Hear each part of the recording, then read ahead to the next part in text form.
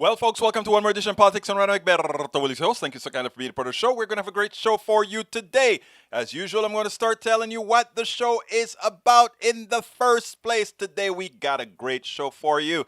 Title of the show, Texas Democrats, Spine National Democrats Must Show.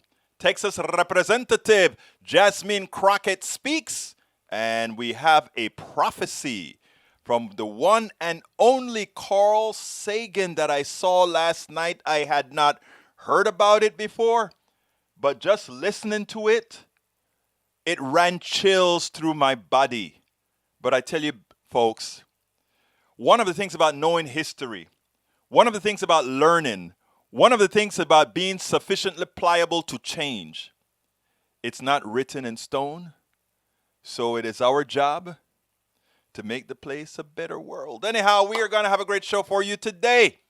Comenzando. Welcome aboard, Michael Rudnan. Welcome. Let me start from the bottom. Welcome aboard, AVQ, also known as Michael Rudnan. Desync. Anybody else is having sync problems as well? Out of sync on YouTube? Oh my God. That's not good because I can't restart right now. But how bad is the out of sync? Let me know, folks. Let me know. Peggy Lopez, how are you doing? Norman Reynolds, how are you doing? Daniel Ledo, how are you doing? Let's see what else we got. Jessica Taylor, Norman Reynolds. And of course, we've got, para ver quién más, Joseph Murphy. Welcome aboard. Tell me if it catches up, it gets better, or what with the delay. Let me know how long the delay is. Egbert, I could be jealous at the way you roll your R's. Hey, I just kind of do it sometimes for effect. I'm from Latin America, and it's just kind of a tease, But we roll our R's for all the R's. Anyhow, let's start with Michael Rudnan says, Dems requests meeting with Merkel to discuss Germany's blockade of vaccine patent waiver. U.S. members of Congress are pushing the German border to stop putting industry IP monopolies as a priority over people.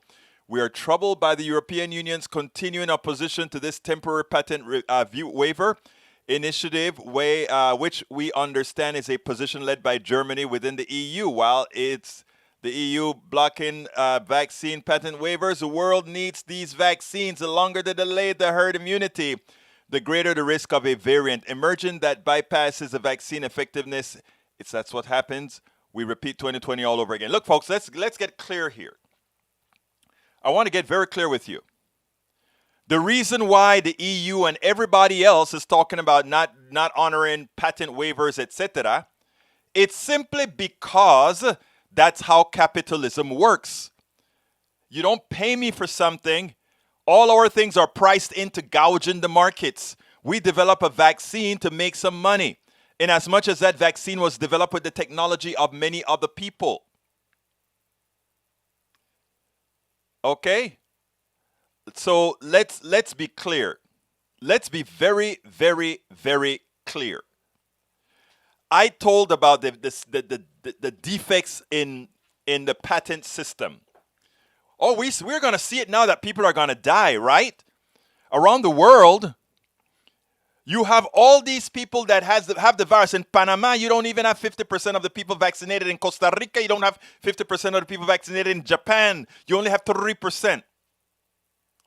All these things have to do with availability and how do we allow capitalism to catch up with the reality of people dying. You see, we have an economic system that has no humanity. I covered it in As I See It. Class warfare, the only resort to right-wing doom. I wrote a chapter on the patent system in here. Because the way the patent system works, right? You get years supposedly to recover the amount that you invested in the intellect of developing a product, but they don't tell you most of the times that product was developed by we, the people, the taxpayer. And then after it is viable, then the companies take it to kind of take off the rough edges, but they already know most of the times that it's a good chance the product is going to be good, and then they want to keep 17 years or more. I gave you the story of Claritin. Claritin was going out of patent, but the drug companies, everybody in America has the fizzles because of the pollen that we've learned not to be able to tolerate. So they created a new product from Claritin to Clarinex. And we just tweak a little bit, and then we got a new patent, and then we have all the doctors selling clarinets. Folks, it is up to us to change a system. It is up to us to see the reality. What Michael Rodnan just placed out there is something we need to see. Patent, in a pandemic, every single government should say patents are now unenforceable on all drugs to get the humanity healed. Period. Punto y final. And when it's a compensation for investment, submit the bill. Submit the bill to the governments. We'll give you the bills at cost.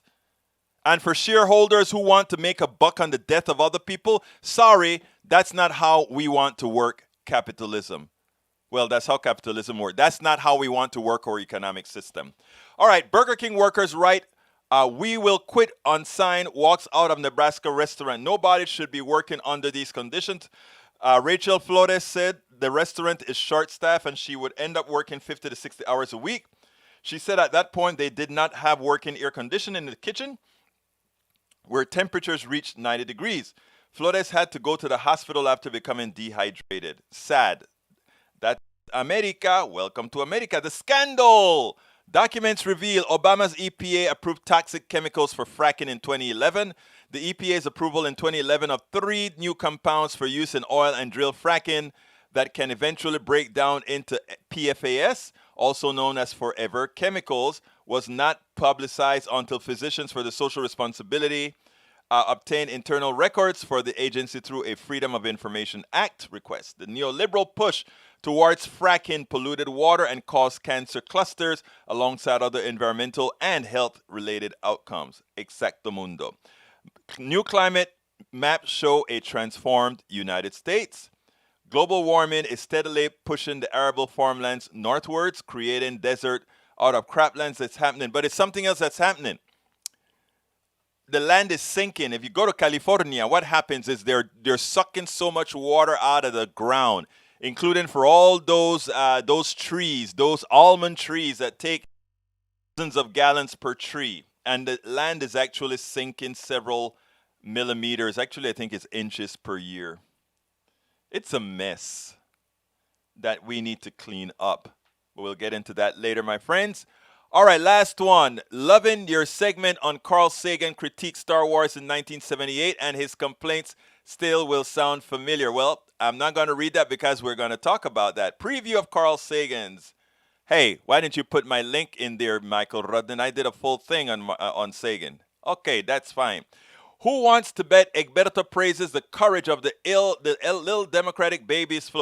I think they are courageous. So you're right, Daniel Ledo. You were right yesterday on an issue, and you are right today on another issue. Daniel Ledo, you're going to scare me, brother. You're going to scare me. I don't know. I hope after the clip we are able to fix it, but I don't know what's going on with this sync. How many seconds is it behind? Looks dubbed badly. Audio is fine. 2 seconds extra slide will compensate. Yeah, I don't have a slide here. Alan Owens never doubted. Okay, Michael, capitalism has a blind spot for externalities. Capitalism does not acknowledge externalities. Governments have to acknowledge externalities and then charge capitalism for it. Another subject for another time. Rose William, welcome aboard. West, hello Australian resistance. Daniel Ledo says, wonder what Egberto's spin on Cubans rising up against communism. Let me guess. They're hungry and sick because of American embargo. First of all, look, that is the truth about Cuba. The truth about Cuba is we have, look, Cuba is not, first of all, Cuba was not designed to be a communist country. Learn the history. Cuba became a communist country because America didn't get its way after the revolution, and then Cuba went to Russia as a second choice. If America had dealt with Cuba and just said, yes, if you guys want to have democratic socialism, that would be just fine, because the truth of the matter is all those robber barons took your sugar cane and monopolized on people. But I don't have ill feelings toward Cuba. Let me tell you something about Cuba, okay? I am not a communist. I am a democratic socialist. There's a huge difference, right? I do want a certain level of free markets for things that everybody does. You want to have your restaurant, do it. All I want, all I want the government to control are things that belong to us all. Things like the internet, distribution of energy, that sort of stuff. But everything else should be a free market. Free market. You want to design something, a telephone, free market. You want to design all these things, free markets. I don't like to call them free markets. I like to call it free enterprise. Market has a bad annotation to it. Free enterprise. But let me tell you about Cuba. Cuba, with all its poverty and all that it's done, its medicine is great. It solved cancer problems and all these things, all documented. So, a lot of people say, when have you seen any good technology come out of a communist country? You see, the interesting thing that capitalists don't tell you is the intellect comes from individuals. And when you are an individual and you like to invest and not invent, you like to create, you want to do good things. The political system means nothing to you. You're going to create. That's why you still get good salsa out of Cuba. You still get great baseball players out of Cuba. You still get great medicine out of Cuba. In a communist country, it's not that you get those great things because it's a communist country. You get those great things because individual people love it. Now, here's the deal. The same type of individuals you have in communist country that do great things, the same thing you can say for a capitalist country. The people who benefit from all the good, great creations in these systems, in the capitalist system, it's not the engineer that creates the thing that get mega rich. Jeff Bezos does not know anything about robots or how to build anything that has made him all that wealth. But he monopolizes on it.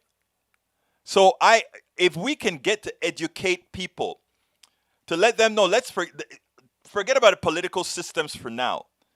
Understand humanity first and build a political system around the type of humanity we want, and then create an economic system based on maintaining the humanity that is going to be fomented by your politics.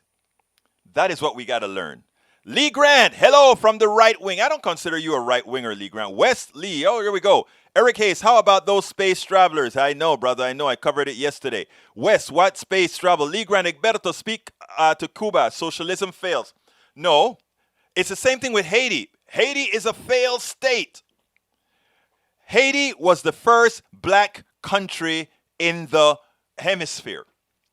They got their freedom because they fought for it, just like the founding fathers stole this land by fighting off the Indians and the British. They decided they wanted it, they took it. The French did it. But unlike the founding fathers, Great Britain didn't ask the founding fathers to pay for their freedom of the colonies, nor did the Indians that were genocidally murdered ask for warranted compensation for the land. But the black folk in Haiti, they had to pay. They were lost capital for the French, and they were responsible. They brought an armada out to Port-au-Prince, an armada out there that said, now, okay, you guys got your liberty, but now you got to sign this contract that says you're going to have to pay all the capital these French have lost. And you know what the capital was? The black guys had to pay for their freedom. Wow. You know, they don't want to teach critical race theory or any one of these things, right? Because they want Americans dumb. You're going to see what Carl Sagan had to say. Because if you're dumb, you don't understand the reasons things happen. Just like Cuba. Oh, look at Cuba failed. Cuba didn't fail because of communism. Cuba failed because of a embargo that we've had on Cuba for over 60 years. 60? Yeah, 60 years. And and they still survive. All those old cars that you see in Cuba, people are ingenious. The individuals are ingenious. They still survived. So this is not about whether communism or socialism or capitalism. All the isms can survive just fine. The question is, where is humanity best served? And humanity is best served with a bifurcated economy, as I've always spoken about. Daniel Ledo says, I read Daily Kos, so I know what Egberto's opinion will be on any given subject. Yes, he is that transparent. Well, I write for Daily Kos. So, of course, if you read Daily Kos, you're not only going to see my writings, you're going to see a lot of other good writing by some good progressive folk.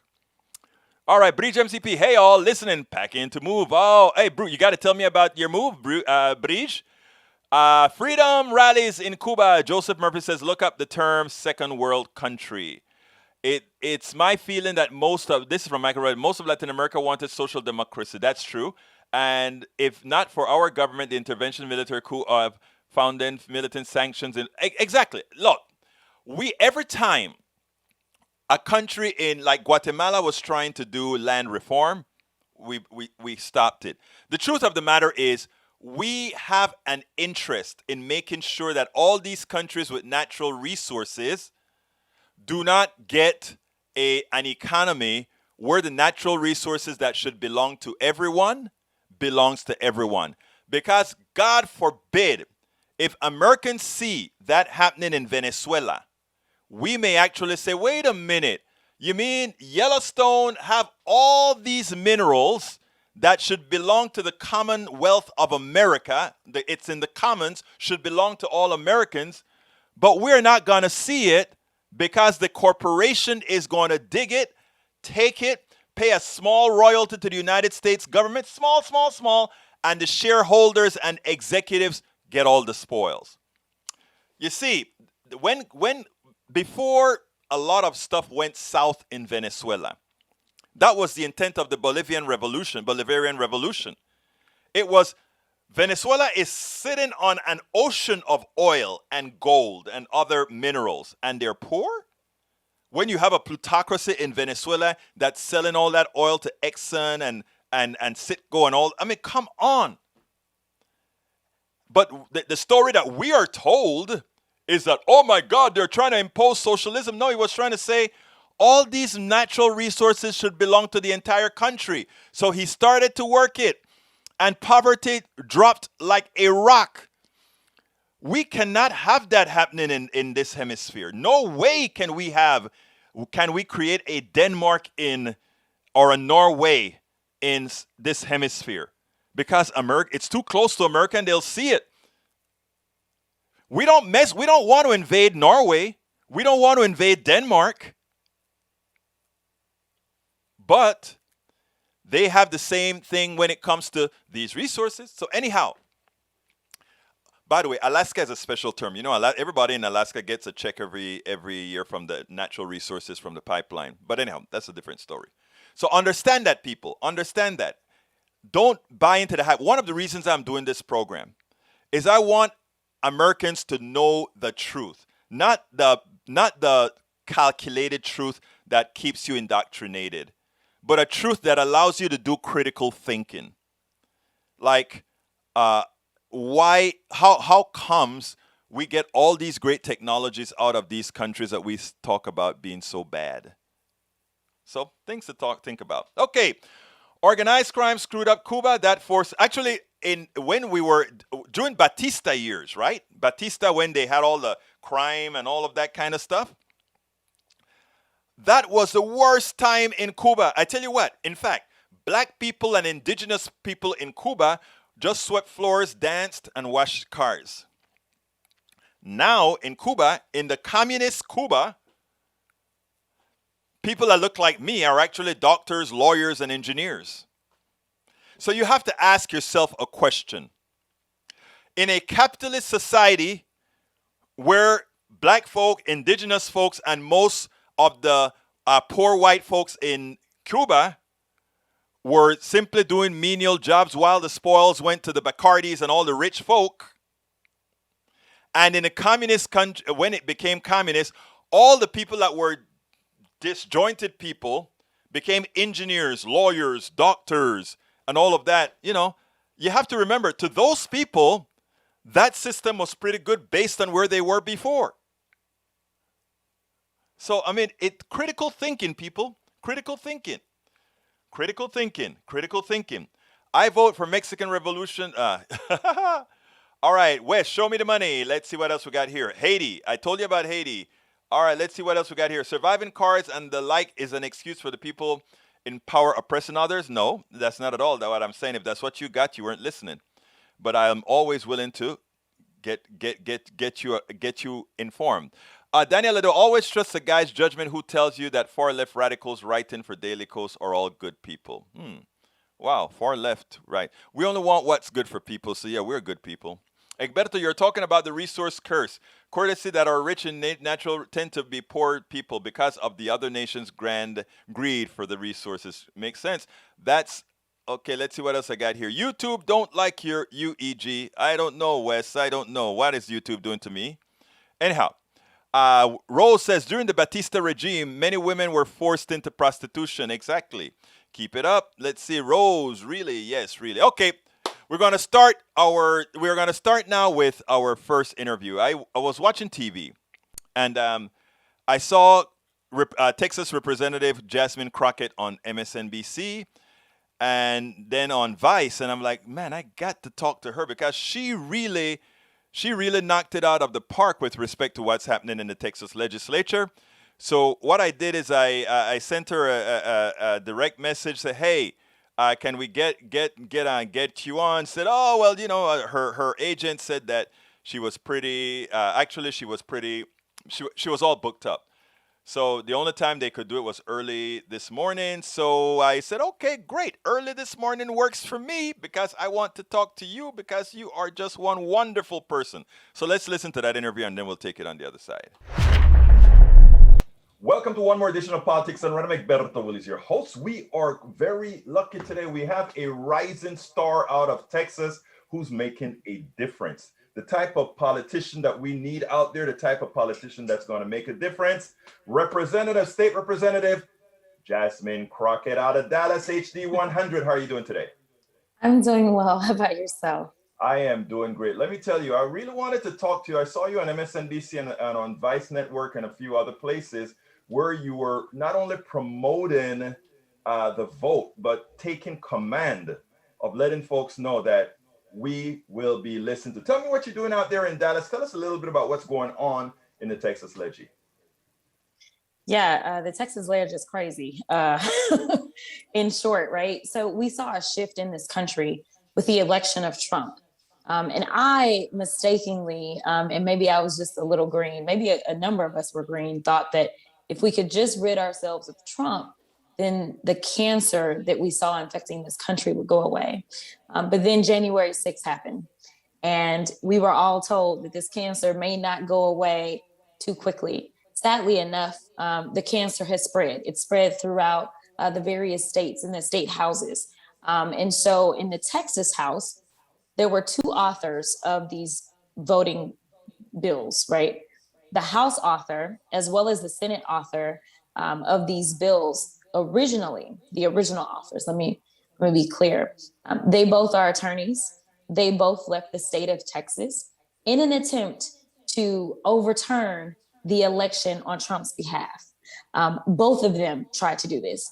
When they were unsuccessful, they decided to come back to the Texas House and the Texas Senate in an effort to change the law so that hopefully, if they were ever in a situation like this in Texas, they could overturn the elections. I mean, you couldn't make this up. Like, it seems like a movie or a nightmare, but it's our reality here in the state of Texas. So we were able to kill that bill during the regular session because they kind of just banked on us rolling over and taking it because they had the numbers, but we've always had the brains while they've had the brawn. We killed the bill. They started walking back certain provisions, such as overturning elections, such as dealing with our souls to the polls. But they still wanted a voting bill, them and the governor. And this is nothing more than a power grab.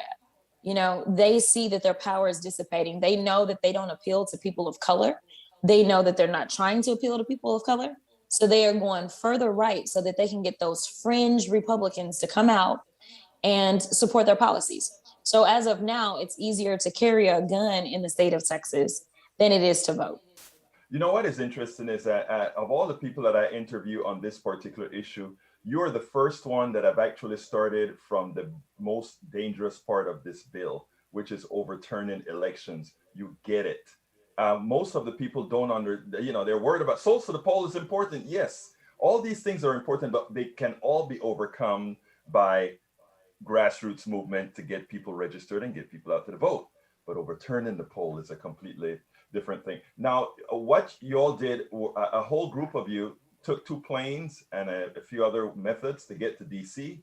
I understand that you went to a state where you were pretty sure they won't have a friendly agreement with our governor to allow your arrest and repatriation to Texas. Is that correct?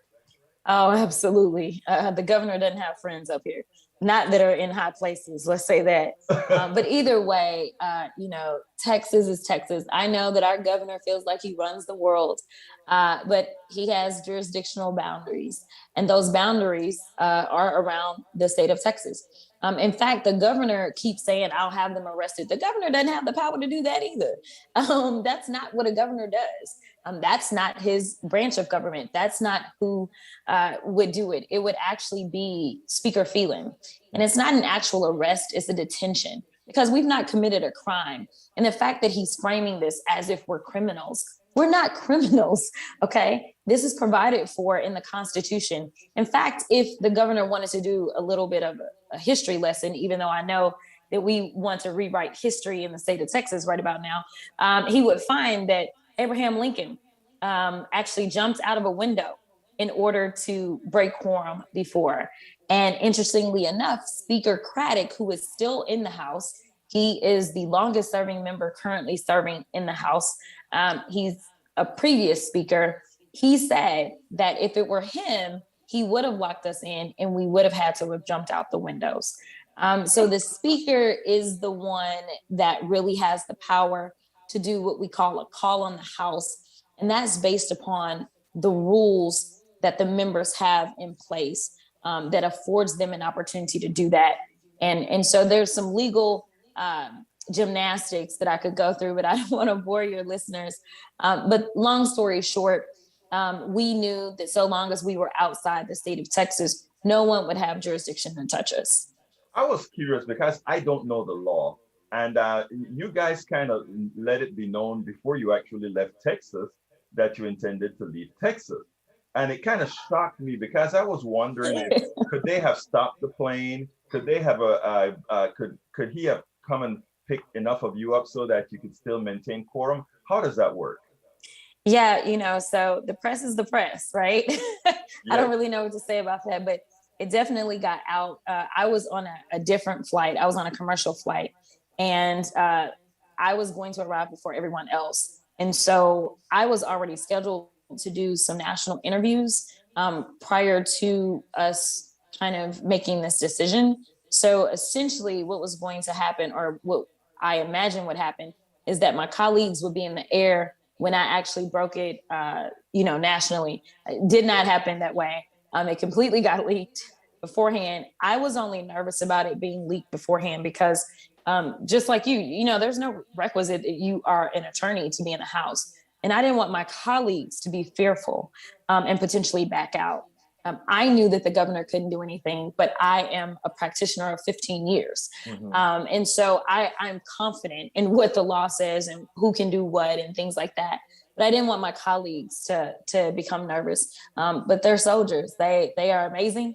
And so even though it got out, they, confidently made sure that they headed to get out of Dodge. And so we all arrived safely, thanks to God. Great. You guys are my heroes. We out here at Indivisible and in several organizations, we said, what are the Democrats in Texas going to do? Are they really going to fight for us? And I got a call a couple of days ago and said, they're going to do it. They're going to do it. And I said, yeah, I saw it, but why did they leak it so early? Anyhow, 2 days ago, but interestingly, Abbott got on Fox News last night and he said, well, I will call a special session month after month up and until the election. He probably likely won't do that. Republicans like to go and have their caviar somewhere and their vacations, etc.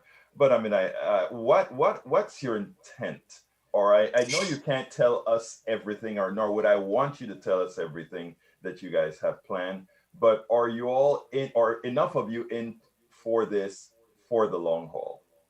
We are in this for the long haul.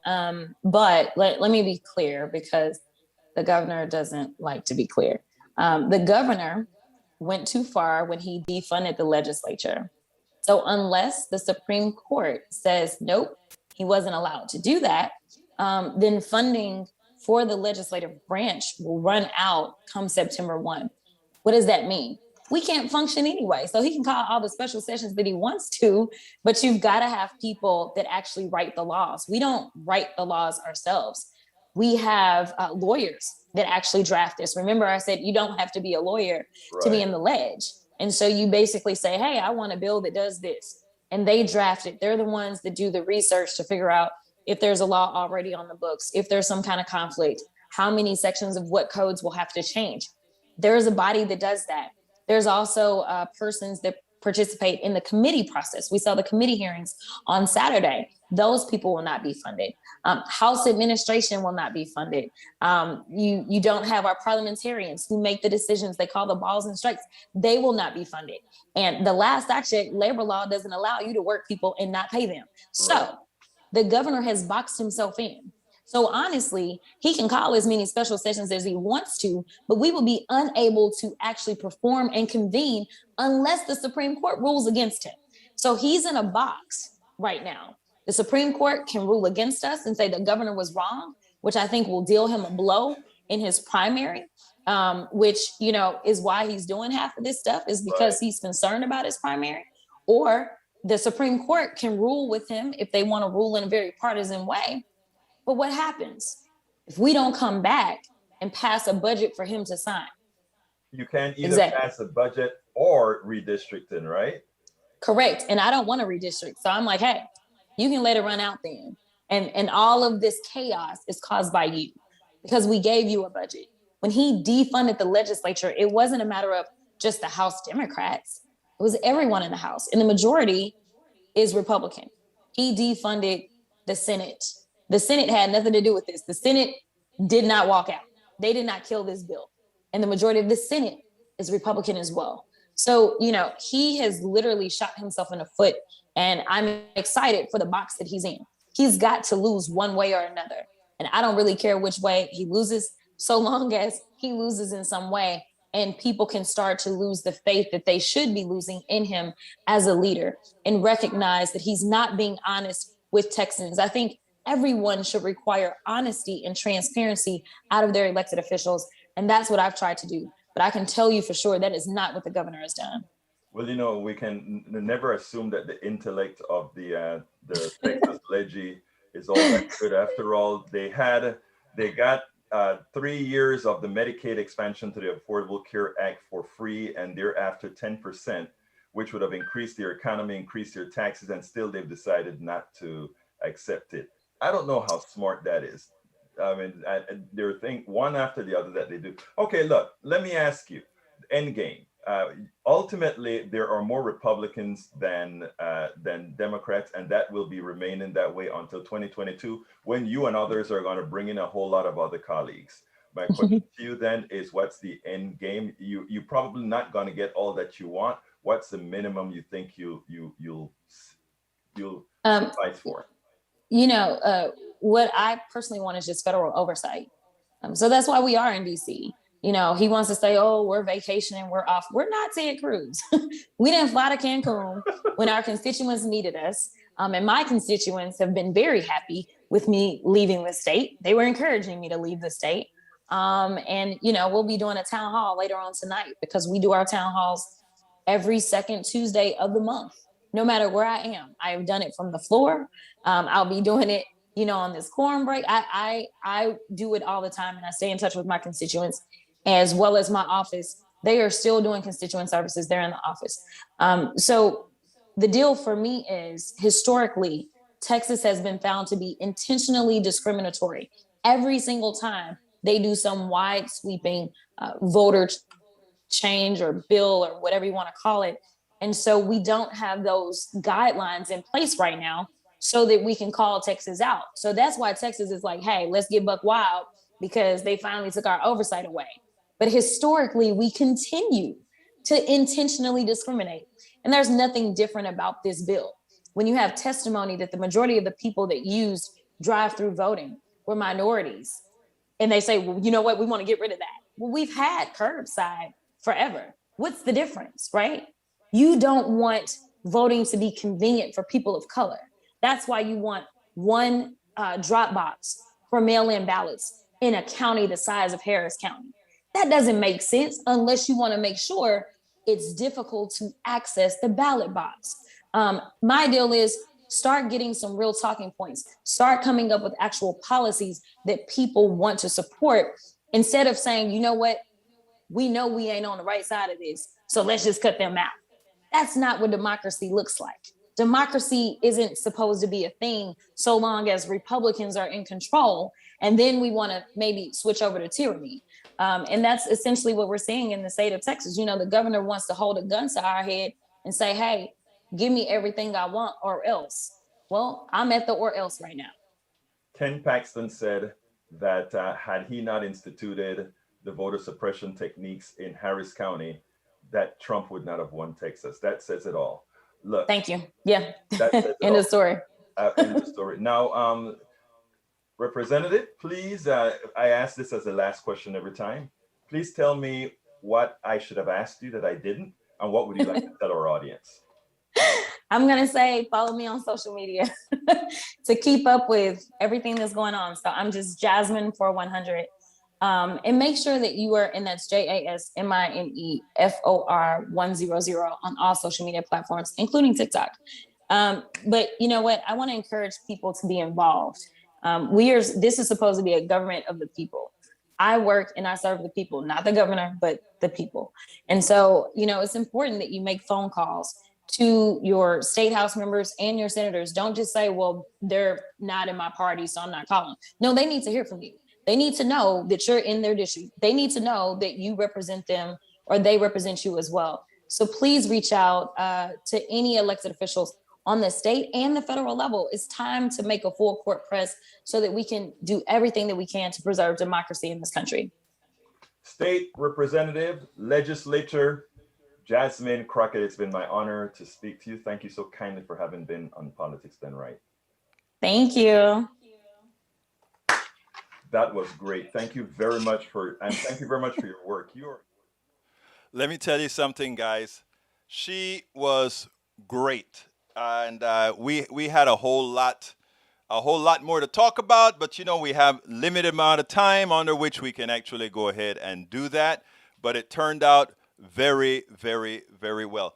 She is the real deal. Anyhow, we have some other stuff to go over, but before we go over that, I got to do my request here, folks. Please, if you are on YouTube, click that join button. Please go ahead and click that join button and become a member of the PDR Posse. Become a member of the PDR Posse. What else can I tell you about the PDR Posse? We have a cup designed by Bridge MCP. And how do you see the mug designed by Bridge MCP? I just pulled my back. I don't know what happened. Or my neck or something. Anyhow, folks, go ahead and get the cup after you click the join button if you want to, or if you are on Facebook or Twitch or Periscope or whatever, you can go ahead and go to politicsandright.com/YouTube, politicsandright.com/YouTube to become a part of our PDR Posse. We need 1,000 people there. We're getting close to 300. I think we're about 5 or 6 away from 300 on YouTube. Here we have on Patreon, we also need 1,000. We are about 100 and change. We only have about 130 people there. We still need about 1,000 people on Patreon, politicsandright.com/Patreon, politicsandright.com/Patreon. You can also support us via PayPal, politicsandright.com/PayPal, politicsandright.com/PayPal. You want to get our t-shirts or books, etc., politicsandright.com/store. If you buy the books directly from Amazon, they'll send it to you quickly, all that good stuff. If you buy the books directly from us, we'll send it to you that with inclusive a bumper sticker, and I'll sign the book myself. So if you can choose either getting the book at politicsandright.com/store or go to Amazon and get it at politicsandright.com/books. And I'm going to put that in there right now, politicsandright.com/books. So, folks, please support us. That is the way we continue to give you the truth. That's the way we can continue to give you all the information that makes a difference. Makes a difference. Anyhow, Carl Sagan. Carl Sagan. I'm going to just play this now, and then we'll take it on the other side. Brian Williams had a great piece on Carl Sagan last night. I have some clips of it that I want to show you, and then let's go ahead and take it on the other side. But I think when you see this, it's going to be sort of shocking. Check this out.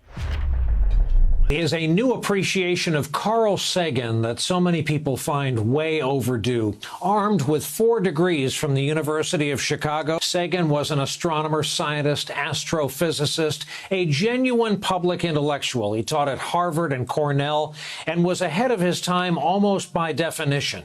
Jason Johnson called our attention to this clip on social media today. Here is Carl Sagan on Johnny Carson calling out a new movie called Star Wars for its faulty assumptions and lack of diversity. Star Wars starts out saying it's on some other galaxy.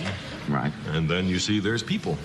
And starting in scene 1, there's a problem because human beings are the result of a unique evolutionary sequence based upon so many individually unlikely random events on the Earth.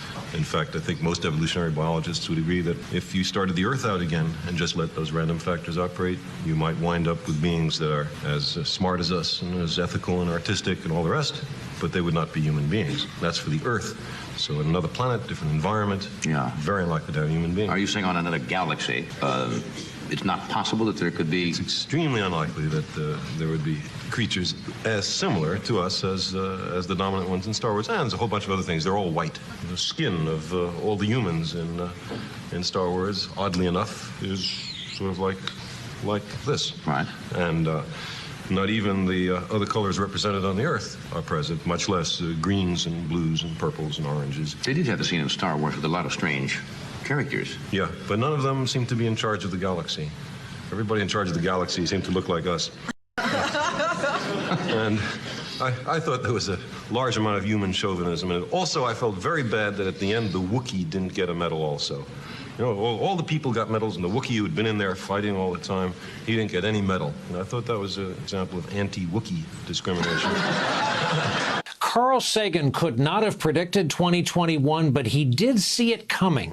He wrote the following back in 1995, and we quote, "I have a foreboding of an America in my children's or grandchildren's time when the United States is a service and information economy, when nearly all the manufacturing industries have slipped away to other countries, when awesome technological powers are in the hands of a very few, and no one representing the public interest can even grasp the issues, when the people have lost the ability to set their own agendas or knowledgeably question those in authority, when, clutching our crystals and nervously consulting our horoscopes, our critical faculties in decline, unable to distinguish between what feels good and what's true, we slide almost without noticing back into superstition and darkness. The dumbing down of America is most evident in the slow decay of substantive content in the enormously influential media. The 30-second sound bites now down to 10 seconds or less. Lowest common denominator programming, credulous presentations on pseudoscience and superstition, but especially a kind of celebration of ignorance."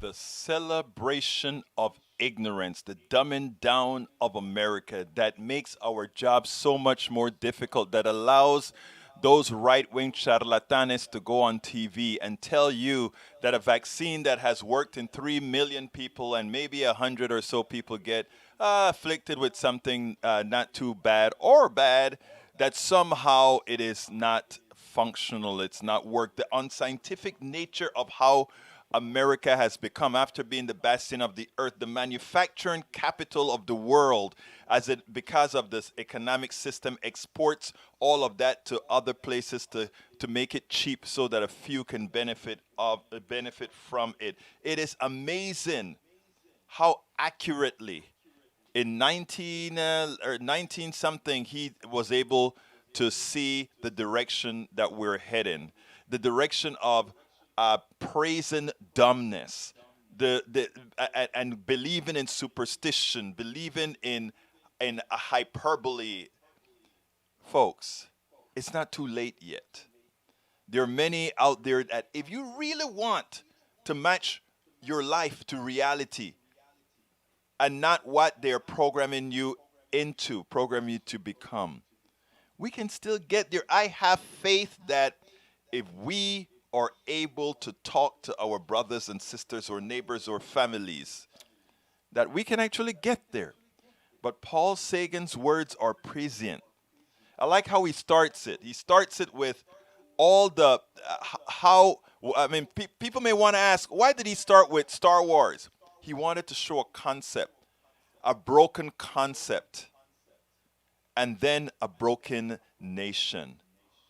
And how a broken concept, believe it or not, leads to a broken nation. When you can't take real right life assumption on how things work, if you start in the wrong place, it's hard not to get to the wrong place. Carl Sagan's words are prescient. I hope people read or understand that in the context, and going forward, we try like hell to make that course correction before it is absolutely too late, before that critical mass is there to bring us all down. All right, Eric, the last statement here is from Eric. If vaccines are so good, why aren't other remedies like hydroxy and others that were vilified early in the pandemic promoted? Let's first understand a little bit of medicine here. You talk about vaccines and then you talk about therapeutics, okay? If you talk about vaccines, you're talking about changing an immune system so that immune system fights off a disease. If you're talking about a therapeutic like some of the things like what do you call it, the hydroxy or whatever that they were attempting, these different things are supposedly going into your system to do the killing of the virus for you. So remember, there are two different mechanics that occur here. One is to make your immune system recognize something to kill it on its own. The other thing is to put something in you that takes care of the killing for you. Like antibiotics, right? Kills the the viruses or not the bacteria for you. But a vaccine teaches your body how to do the killing on its own. Oh, look at my baby. Ashley became a member of the, my beautiful, beautiful daughter just became a member of the PDR posse. Thank you, sweetie pie. And you know what I do with my new members. And come on, y'all not going to let my daughter do it all by herself. You know what I do when I see that? I go ahead and I say, Ashley, thank you very much for becoming the latest member of the PDR posse. And you know where you go? You go right up into the list of people who have become part of the PDR posse. Folks, if you want to become a part of the PDR posse, just go ahead right now and click on the join button, and you can join Ashley right away in becoming a part of the PDR posse. And if you notice, she is on the screen right now. Ashley Willis, part of the PDR posse. Anyhow, folks, let me go ahead and thank you very much, Ashley. Thank you so kindly. Let's go ahead and continue. Let's go ahead and continue. Let's see where we go. Let me go ahead and say, look at it. If vaccines are good. So that is the difference that I want to tell you, Eric. Now, what Donald Trump was doing was trying to make a buck. He heard a little something about hydroxy. He goes ahead and he sells it. He's not a good person. He's not a good person at all. Okay?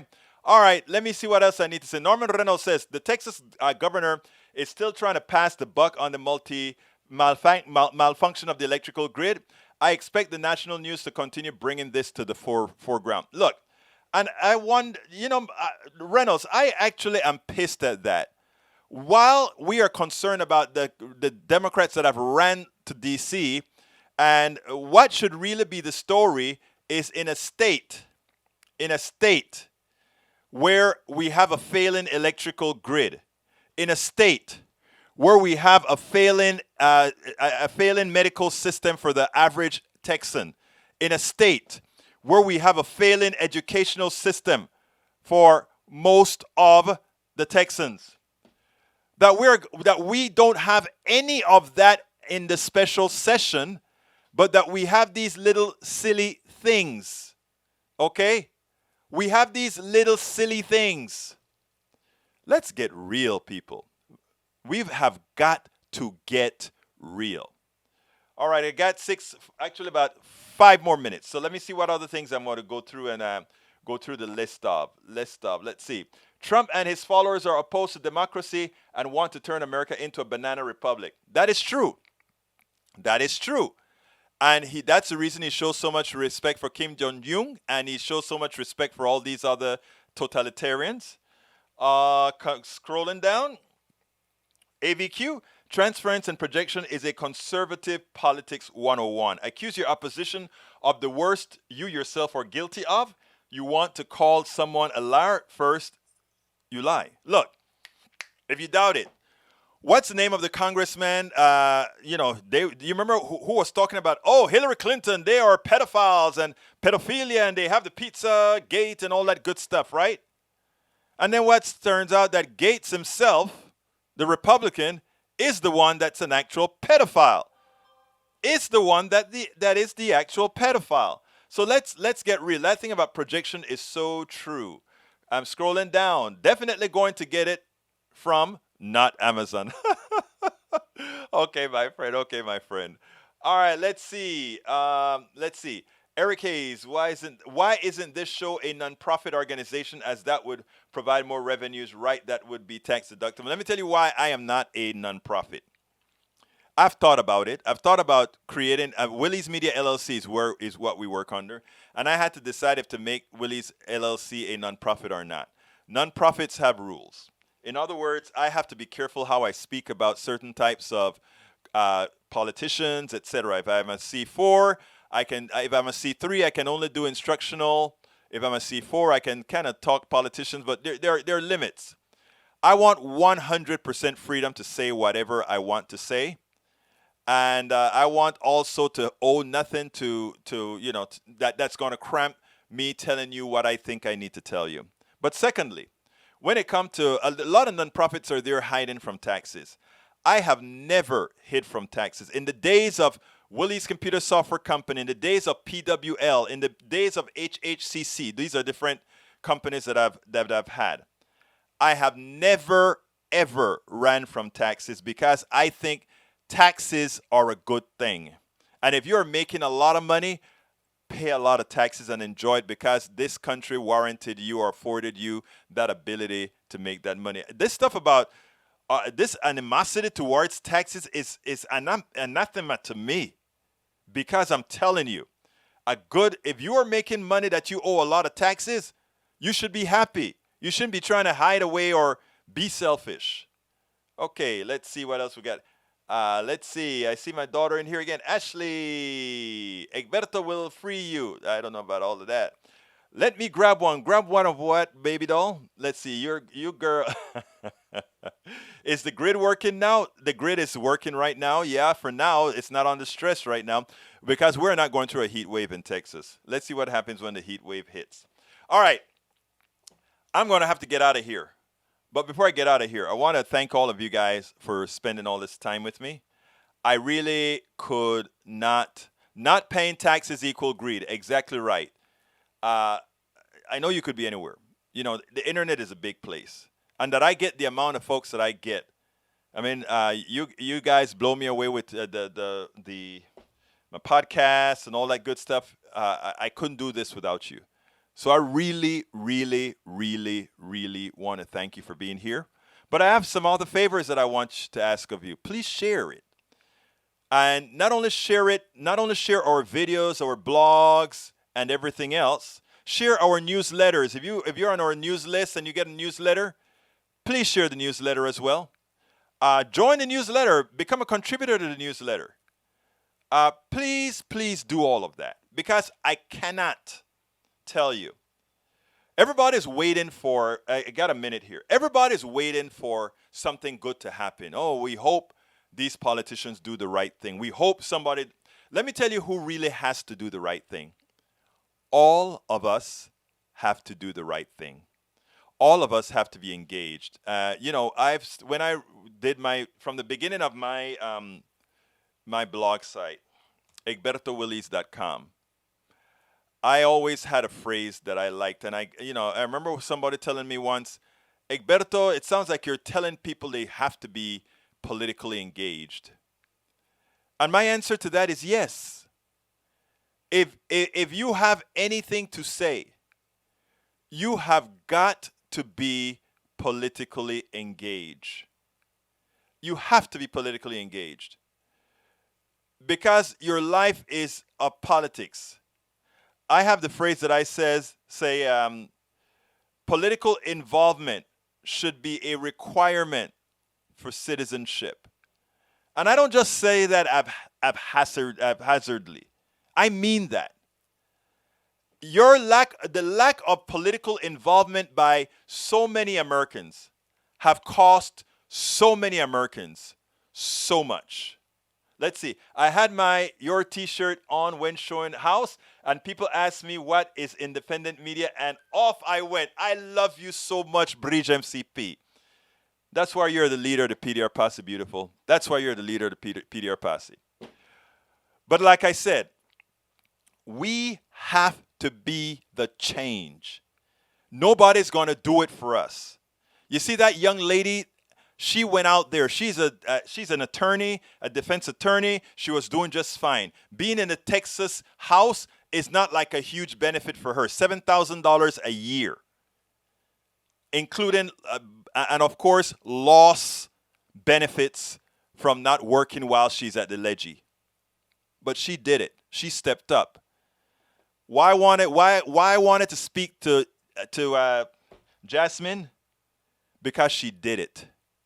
She looked at her community and she said, we need this, we need that. The police is doing this, the police is doing that. This is happening, this is happening. I can either complain about it or I can engage and do something about it. All of you that are listening to me have taken that step to do something about it, including my right-wingers that are listening to me right now. I love them too, because it's going to take all of us to make the change. My name is Egberto Willies. This is Politics Done Right. And you know how I end this baby. I am what? Out. We spend a lot of time deconstructing the news, trying to parse it into a form that everybody can understand. We try to find those little nitpicks where it flies above the fray, etc. If you really like these videos that we do, I want to ask a big favor. Please go ahead, number one, subscribe to our channel, and number two, please join if you can. Thank you so kindly for watching. Keep watching. Please remember to share. We must populate the entire internet with our progressive message, a message that we know is what most Americans say that they want. So help us, please join.